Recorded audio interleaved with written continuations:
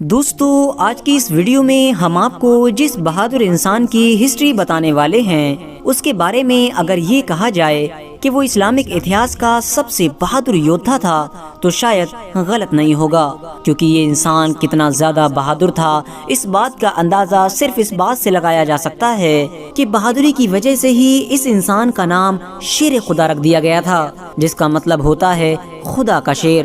اس انسان نے مسلمانوں کی طرف سے لگ بھگ ہر جنگ میں اکیلے ہی وہ کردار ادا کیا تھا کہ جو کئی لوگ مل کر بھی ادا نہیں کر سکتے تھے۔ جس جنگ میں بھی دوسری فوج کو یہ خبر ہو جایا کرتی تھی کہ مسلمانوں کی فوج میں یہ بہادر یودھا موجود ہے تو دوسری فوج کے لوگوں کے پسینے چھوٹنے لگتے تھے۔ دوستو، میں بات کر رہا ہوں اسلام کے چوتھے خلیفہ یعنی حضرت علی شیر خدا رضی اللہ تعالیٰ عنہ کے بارے میں، جو نہ صرف ایک بہادر اور عقل مند سپہ سالار تھے بلکہ ساتھ ساتھ حد سے زیادہ نالجبل انسان بھی تھے۔ یہی وجہ تھی کہ پیغمبر حضرت محمد صلی اللہ تعالیٰ علیہ وسلم کے ظاہری طور پر اس دنیا سے چلے جانے کے بعد جب لوگوں کو کوئی بھی سوال پوچھنا ہوتا تھا تو وہ حضرت علی شیر خدا کے پاس ہی آیا کرتے تھے۔ دوستو، حضرت علی کی پیدائش 599 عیسوی میں عرب کے شہر مکہ میں ہوئی تھی۔ ان کے والد یعنی فادر کا نام ابو طالب اور ان کی ماں کا نام فاطمہ بنت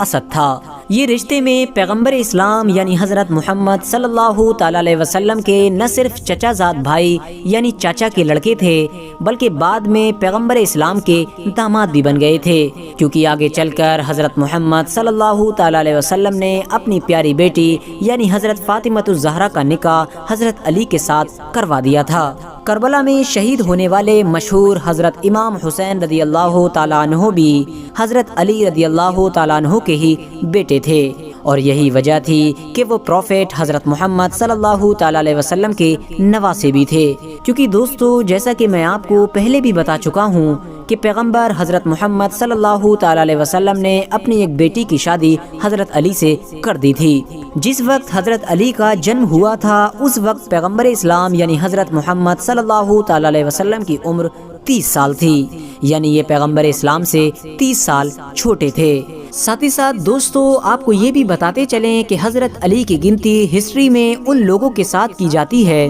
کہ جنہوں نے اسلام دھرم کو سب سے پہلے اپنایا تھا۔ اسلام دھرم اپناتے وقت حضرت علی کی عمر صرف اور صرف 10 سال تھی۔ حضرت علی نے بچپن میں ہی اچھی طرح سے پڑھنا لکھنا سیکھ لیا تھا، جو اس دور میں حد سے زیادہ بڑی بات ہوا کرتی تھی، کیونکہ کوئی بھی انسان اتنی کم عمر میں پڑھنا لکھنا نہیں سیکھ پاتا تھا۔ ساتھ ہی ساتھ حضرت علی نے اسی عمر میں ہی گھڑ سواری، تیر اندازی اور تلوار بازی جیسی چیزیں بھی سیکھ لی تھیں، جو آگے چل کر نہ صرف ان کی پہچان بن گئی تھیں بلکہ ان کو دوسروں سے الگ بھی بناتی تھیں۔ 53 سال کی عمر میں جب پیغمبر اسلام یعنی حضرت محمد صلی اللہ تعالیٰ علیہ وسلم نے مکہ شہر چھوڑ کر مدینہ جانے کا فیصلہ کیا تو اس فیصلے کی وجہ سے دوسرے مسلمانوں نے بھی مکہ شہر چھوڑ کر مدینے کی طرف جانا شروع کر دیا۔ مدینے میں آباد ہونے کے صرف اور صرف 2 سال بعد ہی حضرت محمد صلی اللہ تعالیٰ علیہ وسلم نے اپنی سب سے پیاری بیٹی یعنی حضرت فاطمہ الزہرا رضی اللہ تعالیٰ عنہ کا نکاح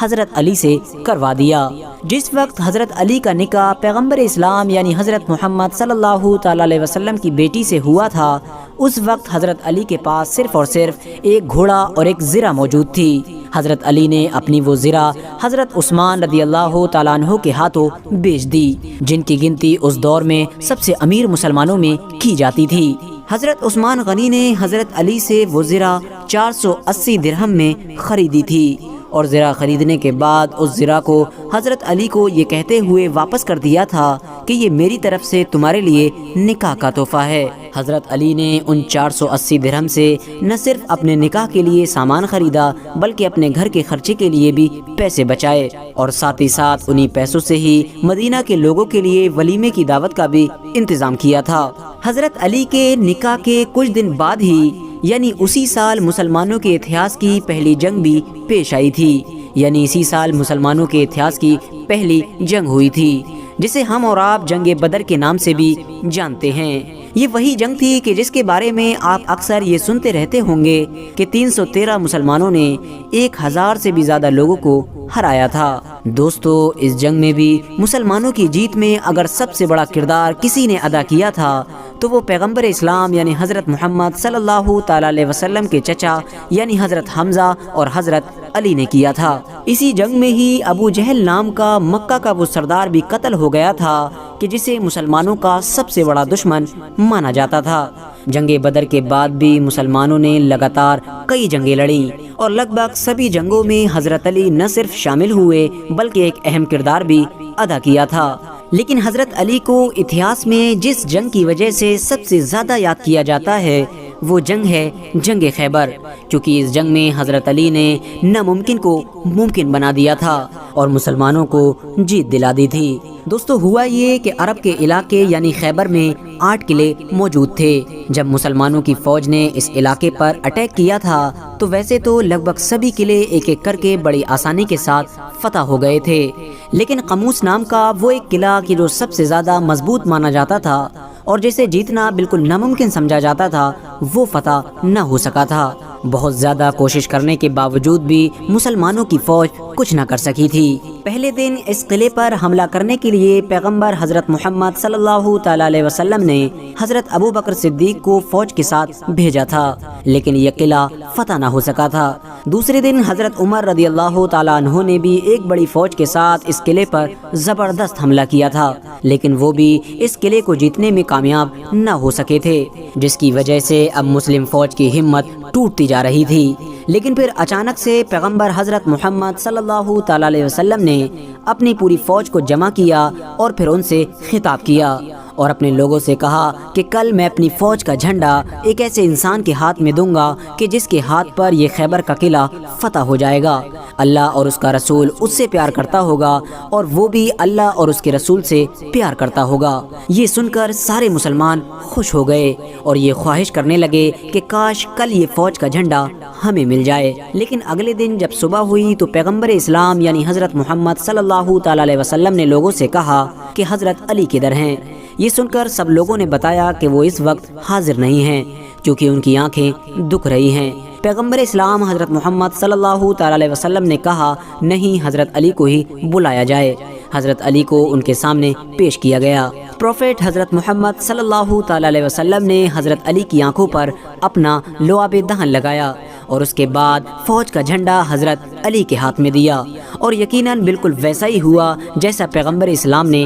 کہا تھا۔ حضرت علی نے نہ صرف کچھ وقت کے اندر ہی اس طاقتور قلعے کو فتح کر لیا بلکہ قلعے کے اندر موجود مرحب نام کے اس پہلوان کو بھی ہرایا تھا کہ جس کے بارے میں پورے عرب میں یہ مشہور تھا کہ وہ 1000 لوگوں کے لیے اکیلا کافی ہے۔ یہی وجہ تھی کہ کوئی بھی انسان اس سے لڑنے سے پہلے ہی ہار مان لیا کرتا تھا، لیکن حضرت علی نے اس پہلوان کو بھی ہرا دیا تھا۔ ساتھ ہی ساتھ حضرت علی نے اس جنگ میں خیبر قلعے کے اس دروازے کو بھی اکیلے اکھاڑ کر پھینک دیا تھا کہ جس دروازے کو 20 لوگ مل کر تو صرف کھولا کرتے تھے۔ یہ جنگ جیتنے کے بعد بھی حضرت محمد صلی اللہ تعالی علیہ وسلم نے خیبر میں رہنے والے یہودیوں کو خیبر ہی میں رہنے کی اجازت دے دی تھی، لیکن ہاں یہ شرط بھی رکھی تھی کہ اگر دوبارہ ان لوگوں نے مدینہ پر حملہ کرنے کا پلان بنایا تو انہیں خیبر سے ہمیشہ ہمیشہ کے لیے نکال دیا جائے گا، کیونکہ دوستو مسلمانوں کے خیبر پر حملہ کرنے کی وجہ بھی یہی تھی، کیونکہ خیبر میں رہنے والے یہودی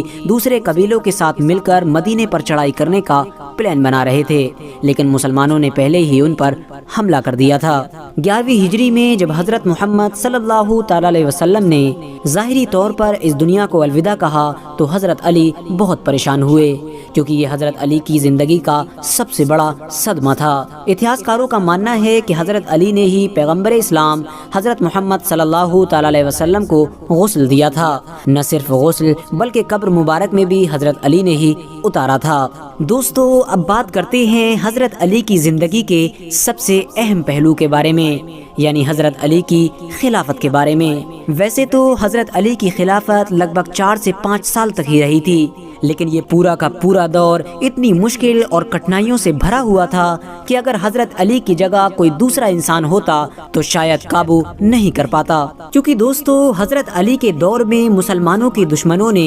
مسلمانوں سے لڑنے کا ایک نیا طریقہ ڈھونڈ نکالا تھا، اور وہ طریقہ یہ تھا کہ وہ مسلمانوں سے کھلے عام لڑنے کی بجائے خود مسلمان بن کر مسلمانوں کی فوج میں گھس جایا کرتے تھے اور اندرونی طور پر مسلمانوں کی فوج کو کھوکھلا کرتے تھے۔ اور انہی تمام چیزوں کی وجہ سے حضرت علی کے دور میں ہی مسلم ہسٹری کا پہلا سول وار ہوا تھا، یعنی مسلم اتہاس کا پہلا گرہ یدھ ہوا تھا۔ مسلمانوں کی تلوار خود مسلمانوں پر اٹھ گئی تھی، اور یہ صرف اور صرف ایک بار نہیں بلکہ 2 بار ہوا تھا، جس کے نتیجے میں ہزاروں مسلمانوں کو اپنی جان گنوانی پڑی تھی۔ اور یہ سب کچھ ان لوگوں کی وجہ سے ہوا تھا کہ جو اندرونی طور پر تو مسلمان نہیں تھے، لیکن مسلمان بن کر مسلمانوں کی فوج میں بغاوتیں کروایا کرتے تھے۔ تیسرے خلیفہ یعنی حضرت عثمان غنی رضی اللہ تعالیٰ عنہ کی شہادت کی وجہ سے شروع ہونے والے اس سول وار کو ویسے تو صلح کے ذریعے سے ختم کر دیا گیا تھا، لیکن ہسٹوریکلی کہیں نہ کہیں ان بیٹلز میں حضرت علی کا پلہ بھاری تھا۔ لیکن اس کے باوجود بھی حضرت علی نے پہلے ہی یہ اعلان کروا دیا تھا کہ میری فوج کا کوئی بھی انسان دوسری فوج کے مال پر ہاتھ نہیں لگائے گا، جیسا کہ پہلے عام طور پر جنگوں کا اصول ہوا کرتا تھا۔ ساتھ ہی ساتھ حضرت علی نے اپنے سپاہیوں کو یہ حکم بھی دے دیا تھا کہ تم لوگ اس انسان پر تلوار نہیں اٹھاؤ گے کہ جو اپنی تلوار کو نیچے کر لے گا، یعنی جو لڑنے سے انکار کرے گا۔ سول وار ختم ہو جانے کے بعد بھی حضرت علی کو اپنی خلافت کے دور میں چین کی سانس لینا نصیب نہیں ہوا تھا، اور خارجیوں کی طرف سے سازشیں لگاتار بڑھتی ہی جا رہی تھیں۔ ان سازشوں کی آگ اتنی زیادہ تیز ہو گئی تھی کہ آخرکار ایک دن جب حضرت علی فجر کی نماز پڑھنے کے لیے جا رہے تھے تو عبد الرحمن ابن ملجم نام کے ایک خارجی نے حضرت علی کے اوپر حملہ کر دیا۔ یہ حملہ ایک ایسی تلوار کے ذریعے سے کیا گیا تھا کہ جو زہر سے سنی ہوئی تھی۔ حملہ کرنے والے انسان یعنی عبد الرحمن ابن ملجم کو فوراً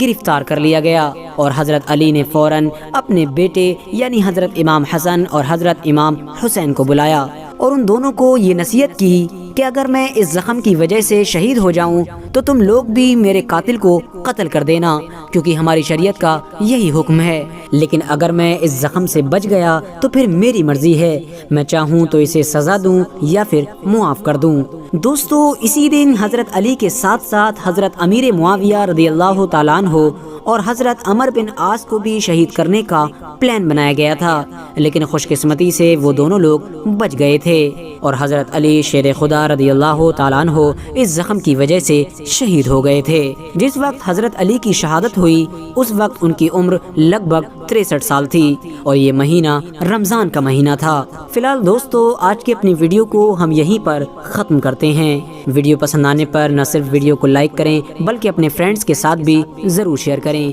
اور اسی طرح کی نالجبل اور ہسٹوریکل ویڈیوز ہمیشہ دیکھنے کے لیے ہمارے اس چینل کو سبسکرائب کر کے ساتھ ہی میں بیل آئیکن کو بھی پریس کر دیں۔